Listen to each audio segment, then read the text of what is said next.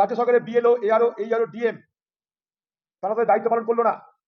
নির্বাচন কমিশন তারা তাদের দায়িত্ব পালন করলো না। মাঝখান থেকে আমরা যারা সাধারণ ভোটার তারা তাদের উদাসীনতা, তাদের অহমিকার লড়াই, তাদের সংঘাতের শিকার হচ্ছে। লক্ষ লক্ষ সাধারণ ভোটার তাদের যদি নাম বাদ যায় তাহলে সে ভোট করা না করা সমান বলে আমি মনে করি।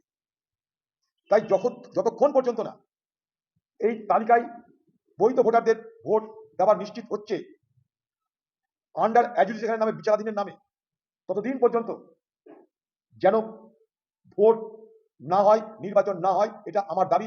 বাংলার মুখ্যমন্ত্রীকে বলবো যে আপনি এই দাবি নিয়ে সুপ্রিম কোর্ট যান।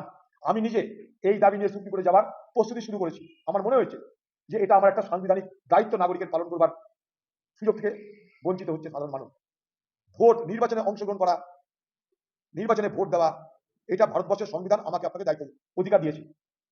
আর্টিকেল 324, 325, 326 সব মিলিয়ে একদিকে নির্বাচন কমিশন, একদিকে নির্বাচন মন্ডলী, তাদের নির্বাচক মন্ডলী, তাদের সমস্ত অধিকার সুনিশ্চিত করা আছে।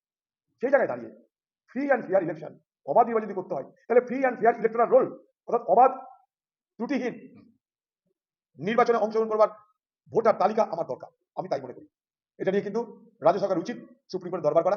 এর আগে মুখ্যমন্ত্রী গেছেন সুপ্রিম কোর্টে, সহজ করার বদলে আরো জটিল করে নিয়ে এসছেন। এবার গিয়ে মানুষের অধিকার সুপ্রতিষ্ঠিত করুন, ধর্নায় বসে নাটক না করে সুপ্রিম কোর্টে যান। ধর্নায় বসে নাটক করে 2021-এর ভোট যেমন এনআরসি ভার্সেস এনআরসি হয়েছিল, আমি এনআরসি আনবো, আমি এনআরসি রুখবো, এবার আবার সেটাকে ঘোরানো হচ্ছে আমি এসআইআর আনবো, আমি এসআইআর থেকে রক্ষা করবো।